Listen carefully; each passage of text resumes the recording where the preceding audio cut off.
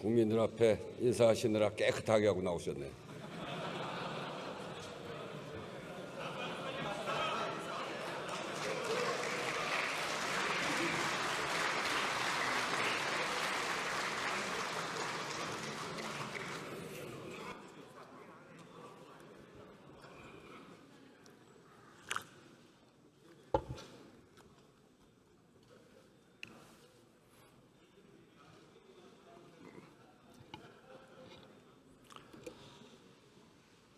존경하는 국민 여러분, 우원식 국회의장과 선배 동료 의원 여러분, 그리고 김민석 국무총리를 비롯한 국무위원 여러분, 더불어민주당 당대표 정청래입니다. 이재명 정부 첫 정기 국회를 맞아 큰 책임감을 가지고 이 자리에 섰습니다. 먼저 미국 조지아주에서 구금되었던 우리 국민들이 내일 전 세계로 무사 귀국하기를 기원합니다. 국민의 생명과 재산을 지키기 위해 신속하게 총력 대응을 해주신 이재명 대통령님께 깊이 감사드립니다. 2025년 이번 정기국회가 국민 주권 시대의 새로운 목표를 설계할 뿐만 아니라 그동안 애써 외면해왔던 문제와 잊지 말아야 할 문제들을 진심을 가지고 해결하는 국회가 되기를 바랍니다. 국민 여러분, 선배 동료 의원 여러분, 대한민국은 법치국가입니다. 모든 법의 으뜸은 헌법입니다. 헌법의 제1조 1항의 규정, 대한민국은 민주공화국입니다. 국가의 주인은 국민입니다. 우리 현대사는 바람에 나부끼어 누웠던 풀이 바람보다 먼저 일어난 역사입니다. 국민이 국가의 주인임을 증명한 역사입니다. 강대국들이 한반도를 눈독 들일 때 위기에 빠진 국가를 국민이 구하고자 했습니다. 인내천을 가슴에 품은 동학군이었습니다. 국민이 국가의 주인으로 나선 민주주의 역사의 첫 시작이었습니다. 그러나 우금치에서 동학의 꿈을 꺾은 것은 어처구니 없게도 관군과 손잡은 일본군이었습니다. 그렇지만 민주주의 정신과 기억까지 꺾인 것은 아니었습니다. 국민이 나라의 주인이라는 의지가 꺾인 것도 아닙니다. 인내천은 3.1운동의 심장이 되었습니다. 202만 명, 당시 인구 10%가 만들어낸 대규모 항쟁으로 이어졌습니다. 안창호 선생은 말씀하셨습니다. 과거의 황제는 한 명이었지만 금일은 2천만 국민이 모두 황제입니다. 대한민국 임시정부가 임시 현장에 민주공화국을 새겨 넣을 수 있었던 것은 3.1운동을 통해 국민이 국가의 주인임을 명확히 확인했기 때문입니다.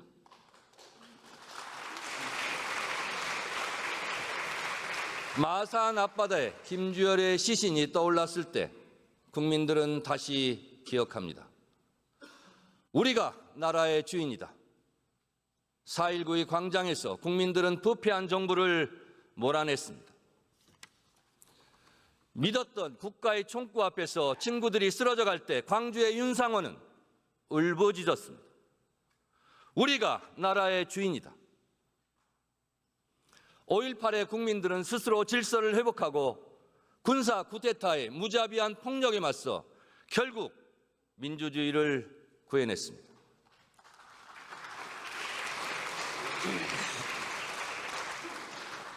낙동강 전선에서 백마고지와 피해 능선에서 어떻게 되찾은 나라인데? 라는 질문으로 목숨을 바친 우리의 아버지들, 구로공단과 부산 사상공단에서 또 청계천에서 오직 잘 살아보자는 의지 하나로 한강의 기적을 쓴 우리의 어머니들, 그 아들과 딸들은 우리가 이 나라의 주인이었음을 결코 잊지 않았습니다. 어느 정신분석 철학자는 말합니다. 당신이 해결하지 못한 무의식은 바로 자녀의 삶에서 반복된다. 1987년 6월 항쟁의 거리에서 작업복을 입고 넥타이를 매고 함께 호원철폐 독재 타도 대통령 직선제를 외쳤습니다. 세월호를 기억하는 광화문 촛불로 내란의 어둠을 몰아내는 여의도와 남태령 응원봉으로 국민 주권 시대의 역사를 다시 일으켜 세웠습니다.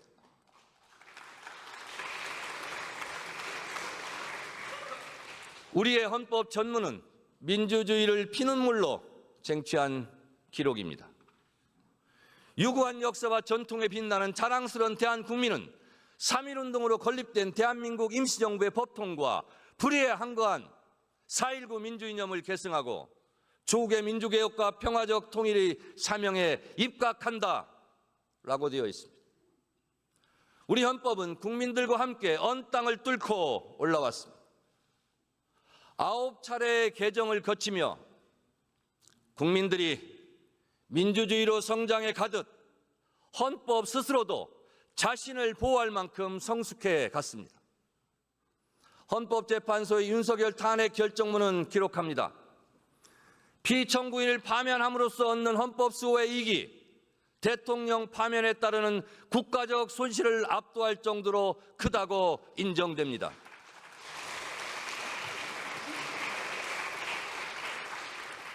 평상시에는 대통령의 권한을 보호하지만 내란, 외환의 범죄 앞에서는 헌법 스스로 자신을 수호한 것입니다.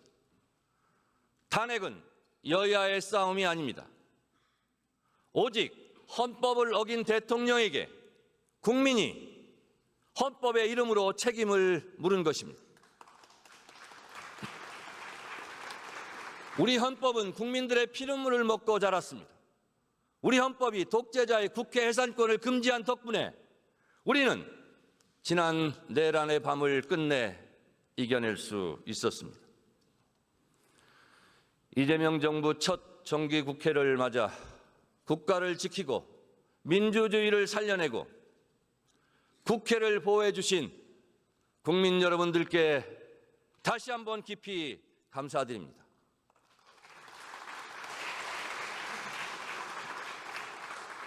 부당한 명령 앞에서 정의를 잃지 않은 군인의 마음에도 자신들이 지켜야 할 것은 국민이라는 인식이 뿌리 깊었을 것입니다. 당시에 참 군인들께 정말 고마웠습니다. 라고 다시 한번 말씀드립니다. 존경하는 국민 여러분, 선배 동료 의원 여러분, 그리고 김민석 국무총리를 비롯한 국무위원 여러분, 내란 청사는 정치 보복이 아닙니다. 내란 청사는 권력을 사유하고 분단을 악용하고 정의의 가면 뒤에서 저질렀던 악행을 청산하자는 것입니다. 내란 청사는 권력 다툼이 아닙니다. 국민의 삶을 외면하던 부정부패를 청산하자는 것입니다. 내란 청사는 진보와 보수의 문제가 아닙니다.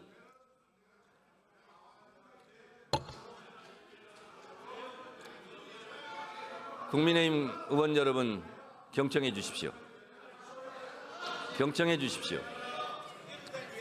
헌법에 따른 국군 통수 의무를 위반하고 국민을 배반하고 국민을 사지로 몰아넣은 헌법 파괴 세력을 청산하자는 것입니다.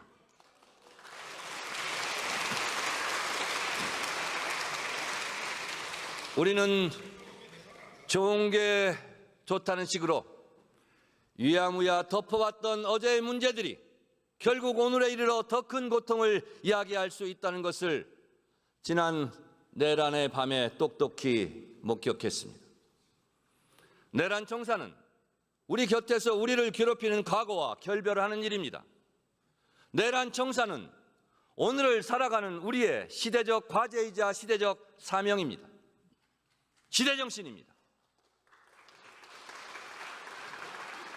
독일 철학자 한나 아렌트는 말합니다.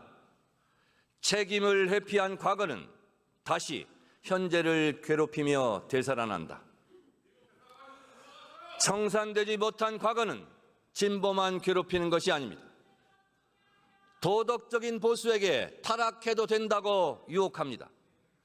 일제강점기에 친일을 하고도 지금 잘 살고 있다고 속삭입니다. 존경받아야 할 보수에게 국민을 무시해도 된다고 선동합니다. 힘으로 누르면 꼼짝없이 말을 들을 거라 거짓말을 합니다. 청산되지 못한 과거는 급기야 보수에게 비상계엄 내란을 부추기고 극우와 손잡게 하고 있습니다.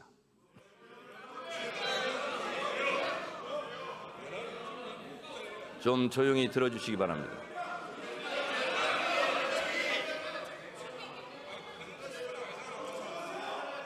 오히려 완전한 내란 청산은 보수가 진정한 보수를 회복하고 도덕적으로 부활하는 계기가 될 것입니다. 국민의힘 여러분들에게도 이로운 일이 될 것입니다. 이번에야말로 진심 어린 민주주의와 정의를 위해 여야가 보수와 진보가 함께 역사 청산이라는 오래된 숙제를 풀어내야 할 때인 것입니다.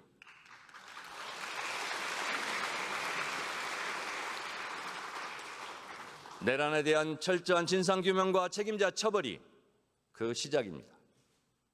3대 특검법 개정안을 신속하게 처리해 무너진 민주주의와 헌법 질서를 바로 세워야 합니다. 국회는 민주주의의 최후의 보루임을 증명했습니다.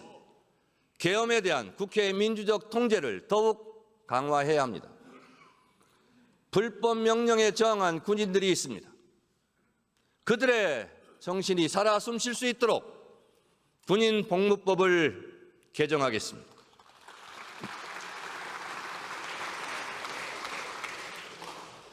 다시는 책임을 회피한 역사가 현재 우리를 괴롭히지 않도록 한강 작가의 말처럼 과거가 현재를 도울 수 있도록 지연된 정의를 실현해야 합니다.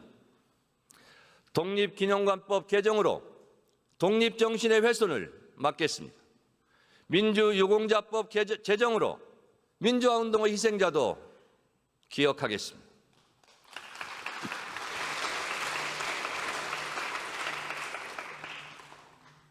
대한민국은 미래로 가야 합니다. 국민의힘 의원님들께 간곡히 제안합니다. 내란과 절연하십시오. 내란의 늪에서 빠져나오십시오. 그리고 국민들에게 우리가 잘못했다라고 진정 어린 사과를 하십시오.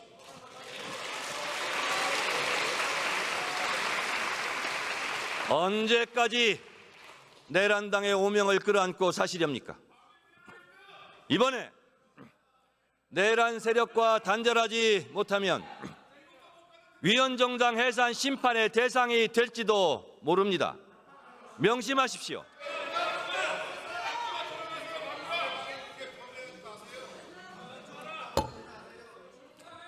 야당이 건강해야 여당도 건강해질 수 있습니다. 건강한 야당으로 하루속히 돌아오시기 바랍니다. 극우적 시각의 낡은 과거의 틀을 깨고 나와 민주주의와 손을 잡아주십시오. 국민의힘의 저장적인 태도 변화를 기대합니다.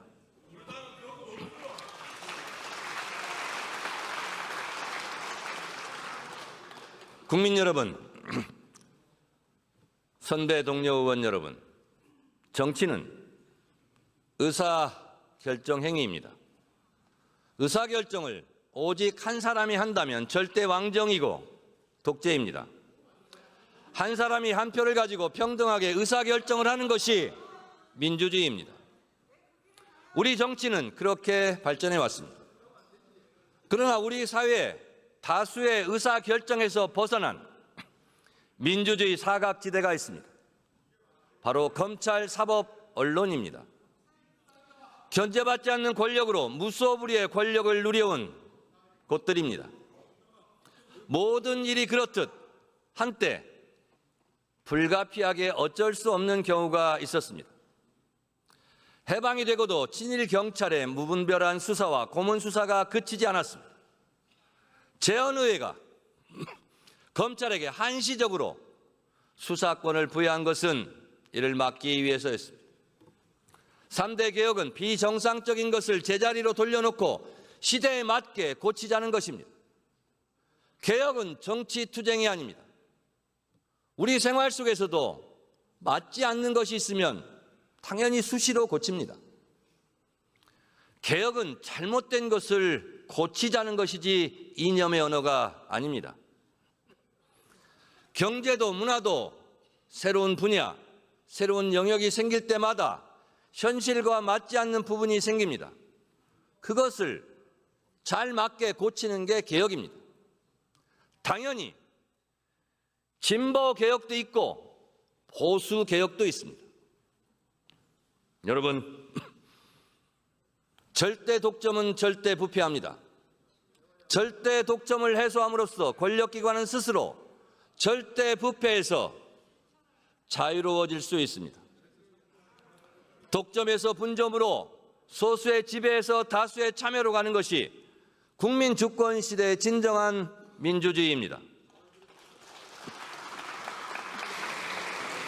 검찰 부패의 뿌리는 수사권과 기소권의 독점입니다. 수사와 기소를 분리하겠습니다. 공소청은 법무부에, 중수청은 행안부에 두고 검찰청은 폐지하겠습니다.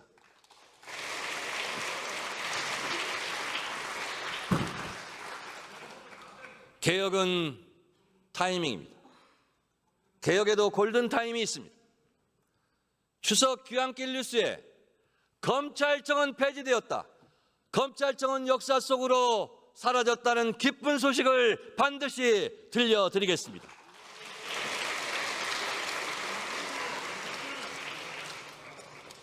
한때 내란 우두머리 피해자 윤석열이 석방되고 저희대 대법원의 대선 개입 의혹도 있었습니다. 국민들이 불안하고 분노했습니다. 한덕수 국무총리에 대한 영장은 기각되었습니다. 피고인 윤석열의 재판은 침대 축구처럼 느립니다.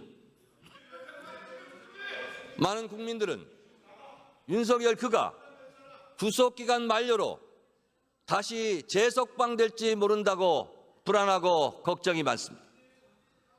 내란 전담 재판부를 만들려는 국민적 여론이 높습니다. 사법제도의 개혁도 절실합니다. 판사들의 과중한 업무와 법원의 폐쇄적 구조는 국민들의 눈높이에 맞지 않는 판결을 양산하고 있습니다. 대법관 증언, 법관 평가제, 그리고 압수수색 사전 신문제 등 법원 조직법, 형사소송법 개정으로 신뢰받는 사법제도를 확립하겠습니다.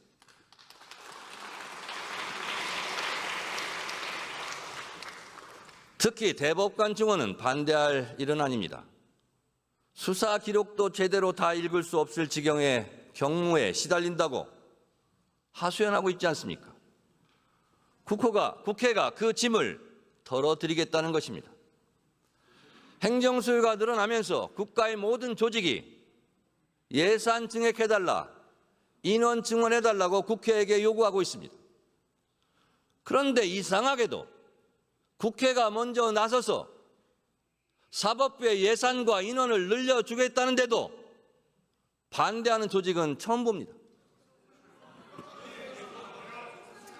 법원 스스로 개혁에 적극적으로 나서야 할 때입니다. 언론의 자유는 국민의 알 권리를 위해 국민이 보장한 것입니다. 따라서 언론 자유에 따른 책임 역시 국민을 위한 언론의 임무여야 합니다. 언론인 월터 프리먼은 말합니다.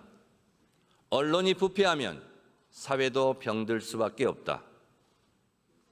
지난 1월 17일 스카이데일리는 일면에 대문짝만하게 국내 체포 중국 간첩 99명, 한미 부정선거 개입이라는 기사를 실었습니다. 명백한 가짜뉴스입니다. 심지어 선관위 직원에게 중국 간첩이라는 오명을 씌웠습니다. 내란 세력을 돕기 위한 명백한 가짜뉴스로 국민들을 혼란에 빠뜨렸습니다. 거짓말을 한 캡틴 코리아는 구속되었지만 가상 공간 어디인가에서 여전히 가짜 정보로 순수한 국민을 속이고 있습니다. 허위 조작 정보 때문에 혼자 괴로워하다가 극단적 선택을 한 분들도 적지 않습니다. 가짜정보근절법, 언론중재 및 피해 구제법, 그리고 가짜 뉴스를 양산하는 유튜버를 법으로 규제해 우리 국민들을 보호하겠습니다.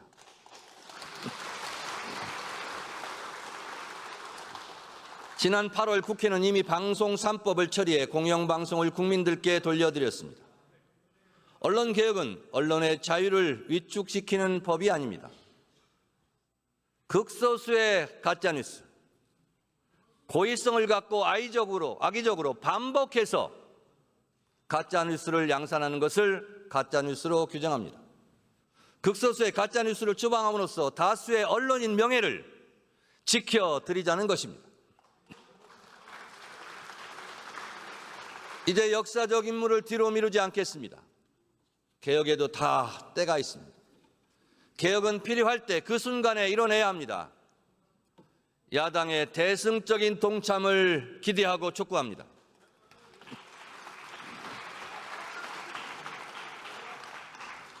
존경하는 국민 여러분, 우원식 국회의장과 선배 동료 의원 여러분, 그리고 김민석 국무총리를 위한 국무위원 여러분, 우리는 내란 청산과 개혁 임무 완수를 넘어 대한민국 제도약의 길로 가야 합니다. 이재명 정부는 민주주의 발전과 함께 경제 성장의 발판을 만들었습니다. 이재명 정부의 출범만으로 국가는 안정되었고 국제사회에서 대한민국 신뢰도가 높아지고 있습니다. 경제는 심리입니다. 이재명 정부의 출범만으로 주가는 코스피 3,200으로 뛰었습니다. 이재명 정부의 출범만으로 경제 도약의 긍정적인 시그널이 되었습니다. AI로 상징되는 첨단 기술 시대를 선도하고 초과학 기술 신문명에 대비한 기본 사회를 구축하겠습니다. 민생으로부터 국민 안정까지 국민 주권 시대에 맞는 성장 전략에서부터 국익 외교와 한반도 평화까지 국민들의 참여로 국민과 함께 국민 행복 시대를 열겠습니다.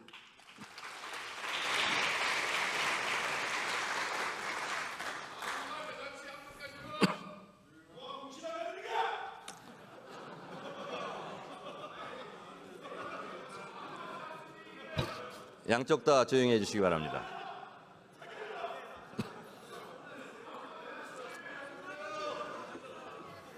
국민의힘 의원님들께 부탁드립니다. 일단 들어보세요. 다 뼈가 되고 살이 될 겁니다. 이재명 대통령의 취임 첫 일성은 민생 회복과 경제 위기 극복이었습니다.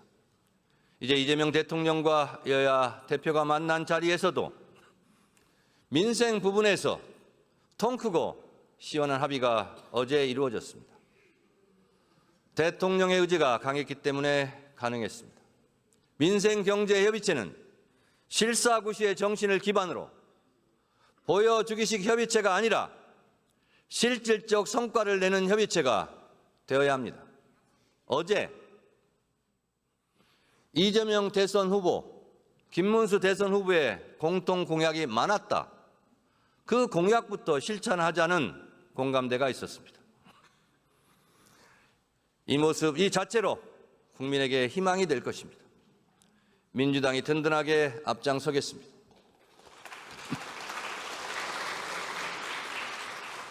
우리나라 헌법 제34조는 모든 국민은 인간다운 생활을 할 권리를 가진다고 명시하고 있습니다.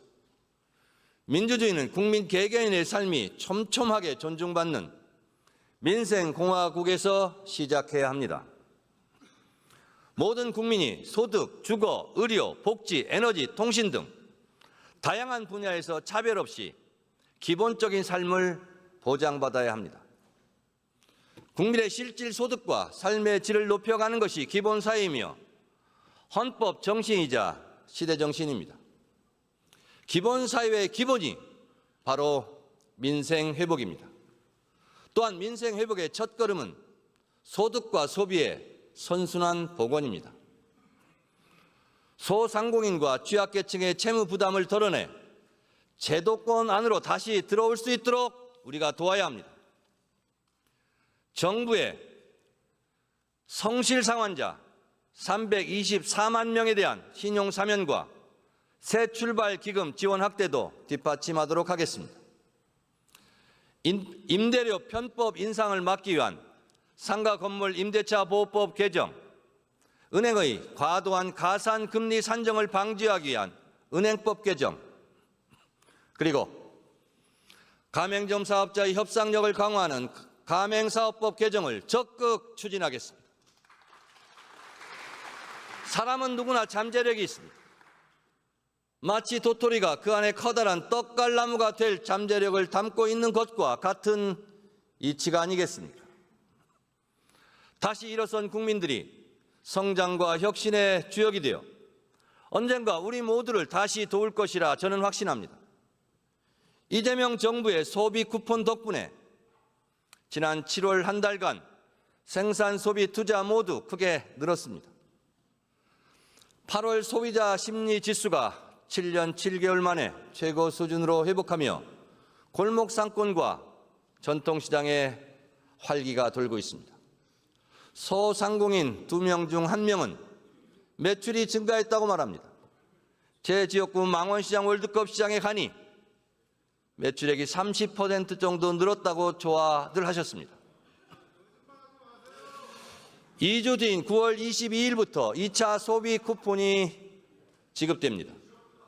소비 쿠폰이 대한민국 경제 전반에 활력을 불어넣을 수 있도록 끝까지 책임지고 꼼꼼하게 챙기겠습니다.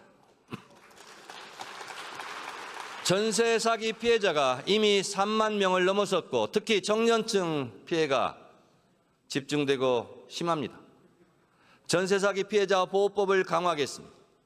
전세 사기 피해자의 공공임대주택 지원 대상을 확대하고 피해 지원센터의 전세 안전계약 컨설팅 업무를 추가하도록 하겠습니다. 피해자 구제를 위한 전세 사기 관련 별도 배드뱅크 설립도 추진하겠습니다. 전세 사기의 뿌리도 이참에 뿌리 뽑겠습니다. 전세 사기와 같은 집단 사기 범죄에 보다 강력한 처벌을 할 수 있도록 법을 강화하겠습니다.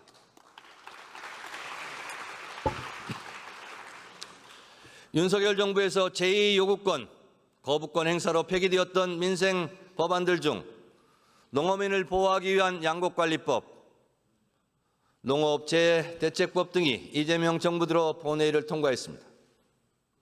식량 안보를 지키고 농어민의 삶이 실질적으로 개선될 수 있도록 정부와 긴밀히 협의하고 협조하겠습니다. 저는 내란 극복과 이재명 정부의 성공이 시대 정신이라 생각합니다. 이재명 정부의 성공이 대한민국 경제를 도약시키는 지름길이라 믿습니다. 이재명 대통령과 각국 정상과의 만남 이후 우리 전략산업인 반도체, 조선, 방산산업이 기지개를 펴고 있습니다. 민주정부가 훨씬 더 경제를 잘 성장시켜왔고 이재명 대통령 역시 우리 경제를 부흥시킬 것입니다. 역대 정부의 대통령을 생각합니다. 김대중 정부는 IMF 외환위기를 구조개혁과 긴축재정으로 막아냈습니다. 1988년 마이너스 4.9%였던 성장률을 1999년 플러스 11.6%로 끌어올렸습니다. 기초생활보장제도 시행으로 복지국가의 초석을 마련했습니다. 지원은 하되 간섭을 하지 말라는 문화예술 정책의 대전환으로 한류가 태동했고 오징어 게임 BTS, K-팝 데몬 헌터스의 나라, 문화 강국이 되었습니다. 특히 미래를 내다본 초고속 인터넷망 구축은 대한민국을 ICT 강국으로 만들었습니다. 코로나 팬데믹이 닥쳐왔을 때 ICT에 기반한 세계 최고 수준의 코로나 바이러스 감염 경로 추적 능력으로 코로나 극복 1등 국가가 될 수 있었습니다. 노무현 정부는 1인당 국민소득 2만 불 시대를 열었습니다. 연평균 성장률은 4.5%에 이르렀습니다. 마치 죽은 자가 살린 것처럼, 죽은 자가 산자를 살린 것처럼 노무현 대통령의 FTA가 지금 강화되고 있는 보호무역주의의 상황에서 우리를 살리고 있습니다. 문재인 정부는 코로나의 충격 속에서도 1인당 국민소득 3만 불 시대로 진입시켰습니다. 4.6%의 성장으로 OECD 국가 중 가장 빠른 회복세를 기록했습니다. 2017년 무역 수지는 세계 5위를 기록했고 2021년 수출액은 6,445억 불로 사상 최대 업적을 달성하면서 세계 7위 수출국으로 당당하게 올라섰습니다.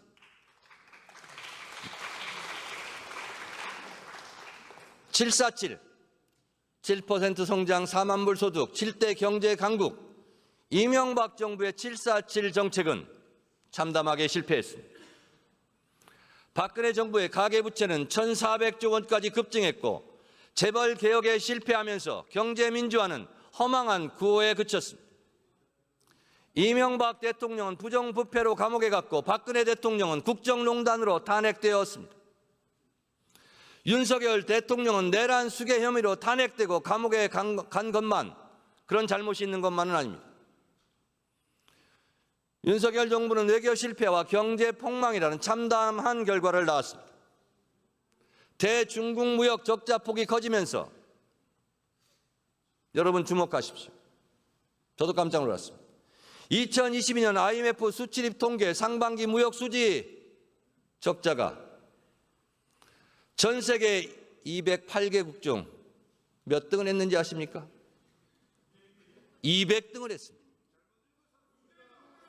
109등을 기록한 북한만도 못한 성적이었습니다. 보수가 경제를 잘한다는 얘기는 이제 흘러간 유행가 가사가 되었습니다. 우리 경제를 제대로 되살리기 위해 A, B, C, D, E, F로 대표되는 이재명 정부의 성장 경제 정책에 민주당은 모든 당력을 집중하겠습니다. A는 인공지능 중심 첨단 산업 육성입니다. 이재명 정부의 AI 3대 강국 목표에 맞춰 로봇, 자동차, 조선, 가전과 반도체 같은 주요 산업을 중심으로 AI 대전환을 추진하겠습니다. 박수를 치려면 확실하게 치시든가 아니면 연설을 하게 도와주시든가. 감사합니다. 인공지능 데이터 진흥법을 제정해 AI 데이터 센터를 지원하는 국가 차원의 지원 체계를 마련하겠습니다. 산업 디지털 전환 촉진법은 AI 기술을 산업과 공공 서비스 전반에 접목하는 데 크게 도움이 될 것입니다. 인공지능 산업 인재 육성 특별법을 통해 AI 산업 인재를 육성하겠습니다. 인공지능 산업 육성 및 강국도약 특별법은 산업 생산성과 효율성을 높일 것입니다. 반도체는 우리의 수출 주력 상품입니다. 반도체 산업 특별법은 반도체 산업의 경쟁력을 높일 것입니다. 압도적 초격차 초기술의 세계 1등 반도체 국가를 반드시 만들겠습니다. B는 바이오 산업 육성입니다. 이재명 정부는 의료, AI, 제조, 바이오 헬스 강국 실현을 목표로 삼고 바이오 헬스 분야 수출 500억 불 달성과 2030년까지 수출 35% 증가를 추진하고 있습니다. 과학기술부는 바이오 의료기술 개발 예산을 3,611억 원에서 4,343억 원으로 증액했습니다. 의사, 과학자에 대한 체계적인 지원과 의료 AI 기술을 개발하는 데 민주당이 돕겠습니다. 혁신형 제약 바이오 기업을 육성하기 위해 과감한 규제 혁신으로 인프라를 강화하겠습니다. C는 문화 콘텐츠 산업 지원입니다. 문화는 민주주의와 자유의 토양에서 자라는 나무입니다. 김대중 대통령은 취임사에서 문화산업 육성을 강조했고 과감한 문화 개방으로 한류의 길을 열었습니다. 문재인 정부 때는 2021년 문화 콘텐츠 수출은 사상 최대인 124억 달러를 기록했습니다. 영국의 모노클지는 2021년 한국을 소프트파워 세계 2위로 우리 대한민국을 선정했습니다. 이재명 대통령 역시 취임식에서 문화가 곧 경제이자 국제 경쟁력이라고 말씀하셨습니다. 정부가 간섭하지 않고 기초예술과 인문토양을 가꾼다면 글로벌 소프트파워 5대 문화 강국 실현이 허망한 꿈만은 아닙니다. 충분히 가능합니다. 이재명 정부는 2030년까지 K컬처 시장 규모 300조 원, 문화 수출 50조 원, 국가 이미지 긍정평가 비율 80%의 목표를 세웠습니다. 핵심 콘텐츠를 육성하고 한류 연관 산업을 지원하겠습니다. K 콘텐츠 8대 핵심 산업 분야로 게임, 문화, 영화, 애니메이션, 출판, 웹툰, 방송, 영상, OTT 콘텐츠를 선정하고 전략적 지원 체계를 가동하겠습니다.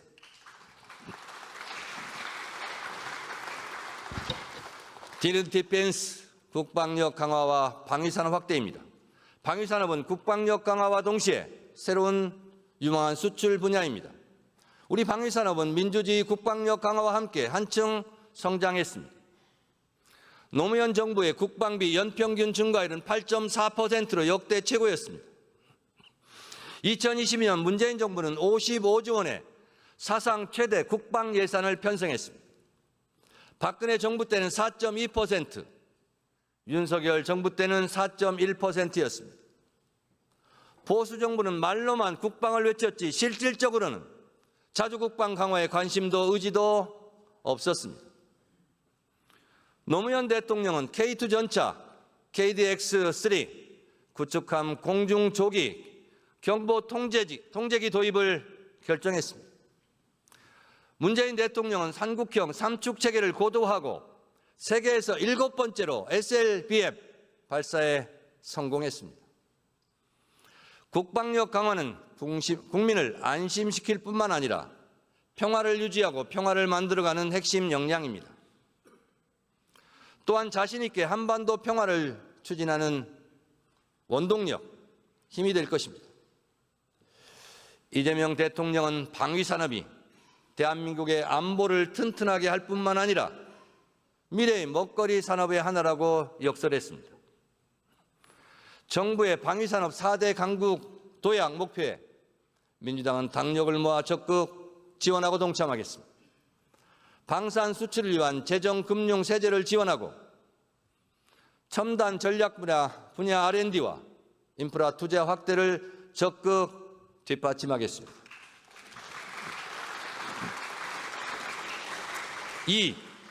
이는 친환경 에너지 산업 발전입니다. 이재명 정부의 목표는 에너지 고속도로 신설과 R200 산업단지 조성으로 재생에너지를 확대하는 것입니다. 정부는 서해안 초고압 직류 송전을 조기 구축하고 한반도 U자형, 서해안, 남해안, 동해안을 잇는 전력망으로 에너지 고속도로를 완성할 것입니다.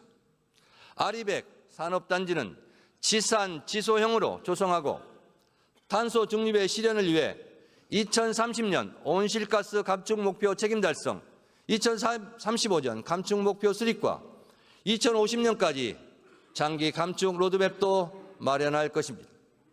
R200 산업단지 특별법과 산소 중립 산업특별법 제정으로 민주당이 적극 뒷받침하도록 하겠습니다.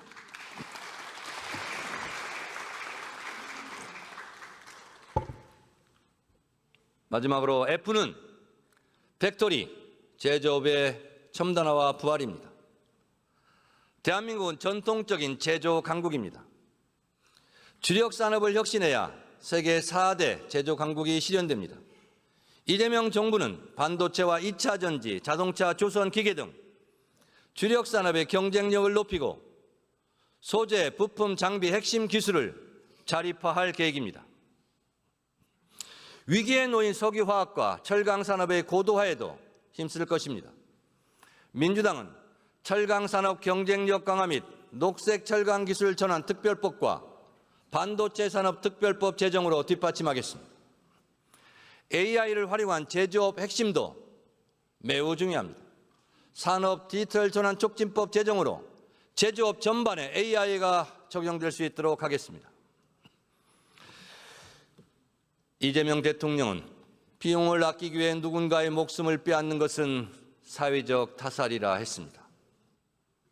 제조업 부활과 함께 산재 사고도 끝내겠습니다. 저도 옵티컬 고공농성 현장에 다녀왔습니다. 올해를 산재 산업 근절의 원년으로 만들겠다는 이재명 대통령의 각오를 반드시 현실로 만들어내겠습니다.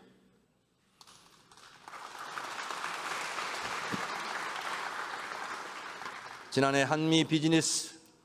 한미 비즈니스 라운드 테이블에서 이재명 대통령은 대한민국이야말로 미국의 제조업 르네상스를 달성할 최적의 파트너라고 말했습니다. 현재 관세 인상에도 불구하고 반도체 수출은 작년 동월 대비 27.1%, 자동차 수출은 8.6% 상승하고 있습니다. 선박 수출 역시 6개월 연속 증가세입니다. 이재명 대통령은 한미 동맹을 경제 동맹으로 확장시킬 것입니다. 한미 양국의 제조업은 윈윈의 성과를 거둘 것입니다. 국민 여러분, 선배 동료 의원 여러분, 김민석 국무총리를 비롯한 국무위원 여러분, 지난 한미 정상회담은 단순한 성공이 아니라 역대급 성공이었습니다. 무엇보다 예측과 협상이 까다롭다는 미국의 트럼프 대통령을 상대로 달성한 외교적 쾌거였습니다.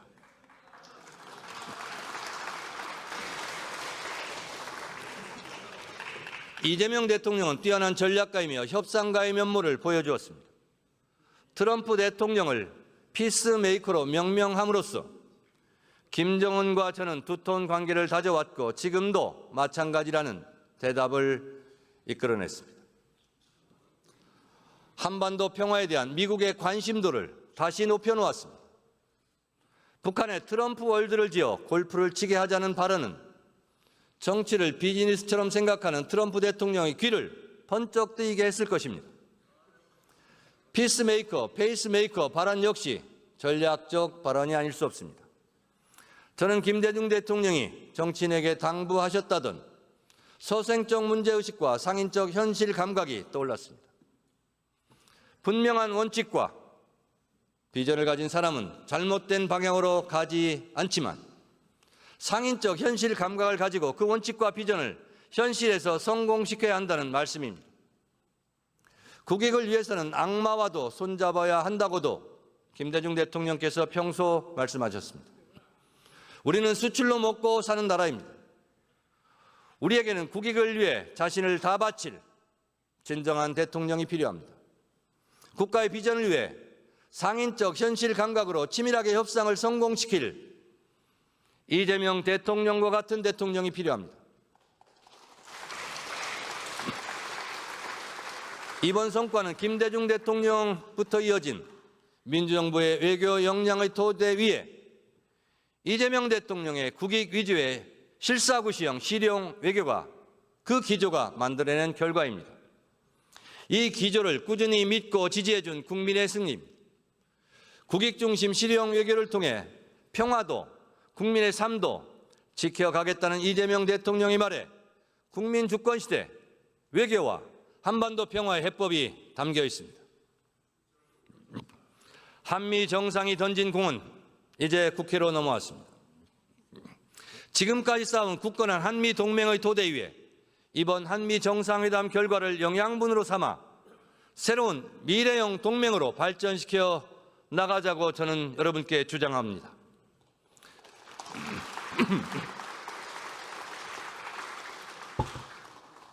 국익 차원에서도 실용 외교를 기조로 국민의 삶을 풍요롭게 하는 것에 외교에 초점을 맞출 것입니다.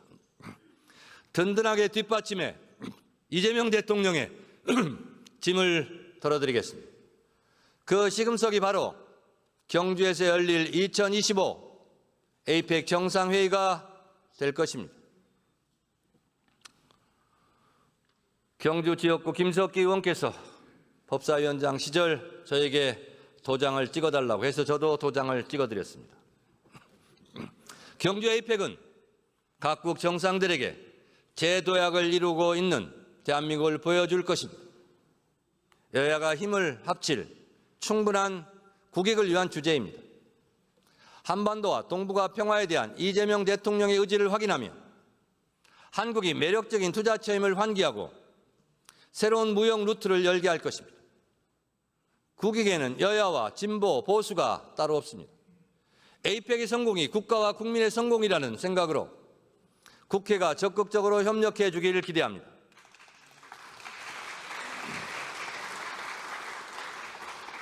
국민 여러분, 선배 동료 의원 여러분, 통일부가 2026년 남북협력기금으로 1조 25억 원을 편성했습니다.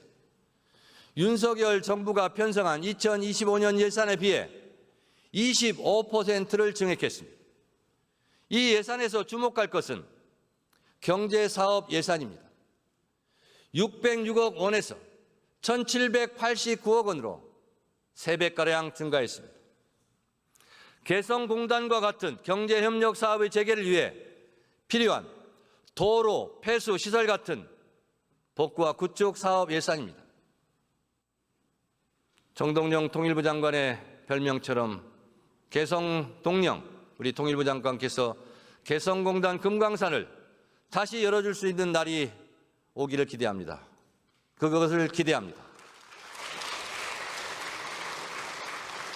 이재명 정부의 의지를 확인할 수 있는 부분입니다.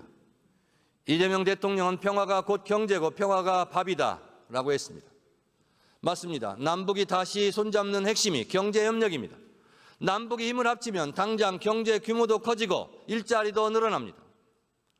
동북아시아까지 협력의 영역을 넓히면 새로운 경제 공동체가 생겨날 것입니다. 이번 예산에는 접경지대 주민 생활과 밀접한 산림, 환경 문제와 인도적 현안을 해결하기 위한 예산도 편성되어 있습니다. 민간단체 활동과 이산가족을 지원하기 위한 예산도 늘어났습니다. 남북 화해의 노력은 국민 개개인의 삶에 도움이 되는 방향이어야 합니다. 국민들의 남북 화해 의지, 평화에 대한 관심이 커져야만 한반도 비핵화와 항구적 평화가 가능해질 것이라 확신합니다. 우리는 경제 통일에 민생 통일을 추가해야 합니다. 그동안 정부가 다하지 못한 분야에서 종교계, 체육계, 문화계가 대화와 협력의 물꼬를 터왔습니다. 조계종 총무원장 진우 스님은 금강산의 유네스코 등재를 계기로 역할을 다하시겠다고 저에게도 말씀하신 바 있습니다. 민간이 남북화에 더 적극적으로 참여할 수 있도록 해야 합니다. 북한 또한 이재명 대통령이 정치적 교류가 아니더라도 국민 행복을 위한 남북 교류를 원한다는 것을 잘 이해해 주기를 희망합니다. 마하트마 간디는 평화로 가는 길은 따로 없다. 평화가 곧 길이라고 했습니다. 한반도 평화에 대한 이재명 정부의 기조는 분명합니다. 강력한 국방력을 바탕으로 도발에 철저히 대비하는 동시에 단절된 남북 간 소통을 재개하고 대화와 협력을 통해 한반도 평화 공존의 길을 열어가겠다는 것입니다. 북한에도 이익이고 대한민국에도 이익이 될 것입니다. 이것은 북한을 자극하겠다는 것이 아니라 우리 국민들이 안심할 수 있게 하겠다는 것입니다. 이재명 대통령이 제시한 동결, 축소, 비핵화의 3단계 역시 일단 평화의 길 위에서 함께 서면 그것이 평화의 길이 된다는 계획입니다. 북한의 적극적인 호응을 바랍니다. 지난 내란 정국에서 북한을 자극해 위기 상황을 만들고 위기 상황을 이용해 민주주의를 죽이려는 세력이 있다는 것을 노상원 수첩을 통해 알게 되었습니다. 노상원 수첩이 현실로 성공했더라면 이재명 대통령도 저 정청래도 이 세상 사람이 아니었을 것입니다.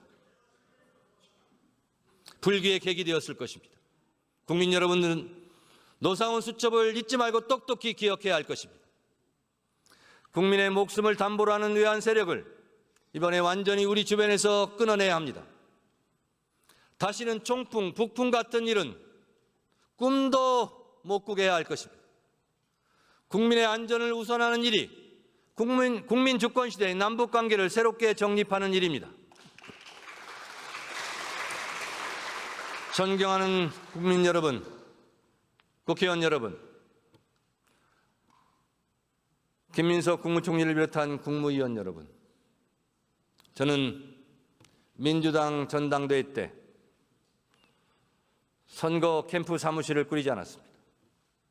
온라인 선거 캠프를 꾸리고 비싼 캠프 사무실을 임대하지 않았습니다. 국민 눈높이에 맞는 선거운동, 최소한의 비용으로 선거를 치렀습니다. 국민들과 당원들이 낡은 정치 문화를 바꾸기를 원하셨기 때문에 제가 그렇게 했습니다. 촛불혁명과 빛의 혁명에 자기 일처럼 동참한 국민들, 이재명 대통령을 지켜낸 국민들과 당원들의 힘으로 그 힘을 믿고 제가 그렇게 했습니다. 따라서 저의 당대표 당선은 저의 능력이 아닙니다. 제가 잘나서가 아닙니다. 오직 국민과 당원의 뜻을 잘 헤아리고 국민과 당원의 뜻대로 국민과 당원들이 가라는 길대로 가겠다고 약속했기 때문에 그분들의 선택을 받은 것입니다. 국민 주권 시대에 걸맞게 당원 주권 시대도 함께 열겠습니다. 국회에 있는 우리들의 생각보다 국민들은 훨씬 더 성숙하며 더 도덕적이고 책임감이 높고 국회의원들보다 어쩌면 국민과 당원들이 지식과 정보의 양도 더 많습니다. 권력이 정부가 일제 청산의 수건을 해결하지 못하는 그 순간에도 우리 국민들은 더 많은 독립운동가를 기억하고 되살려냈습니다. 작가들은 취재하고 만나고 걸으면서 독립운동가를 한 분 한 분 더 발굴하고 역사 위로 올려놓았습니다. 우리 국민들만의 방식으로 역사를 바로 세운 것입니다. 국민들은 작은 행동이 쌓이고 협력해야만 민주주의도 기환경도 지속 가능한 경제도 지켜낼 수 있다는 것을 누구보다 잘 알고 있습니다. 그렇습니다. 국민 한 사람 한 사람은 스스로 하늘이 되었습니다. 그것을 이재명 정부는 국민 주권 시대라 말하고 있는 것입니다. 정의는 책상 위에서가 아니라 가정에서, 거리에서, 마을에서, 공장에서, 밥상 위에서 살아 숨쉬고 있고 또 살아 숨쉬어야 합니다. 관성적으로 반대하고 관성적으로 화해하는 정치 문화는 오히려 서로를 더 멀어지게 하고 있습니다. 진일 정산이 있었다면 불신이 설 자리도 없었을 것입니다. 내란의 확실한 정산만이 진심으로 화해할 수 있는 근거가 될 것입니다. 국민들이 정치권에 바라는 것은 바로 그것이고 이재명 정부가 반드시 성공해야 하는 이유이기도 합니다.